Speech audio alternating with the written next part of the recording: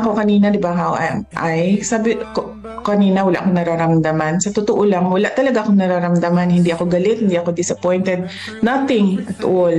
Kasi pointless naman na mag-harbor ako ng feelings about what happened. Hindi na siya maibabalik. Hindi na mababalik si Pangulong Duterte sa Pilipinas. So what we should do as a country is move on from what happened. No?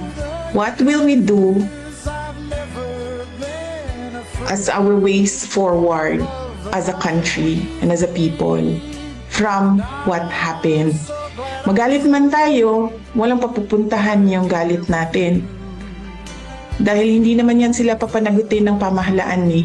Nakikita nyo yung mga sagot nila, wala na sa ayos, wala na sa rason, wala na sa common sense, wala na sa batas.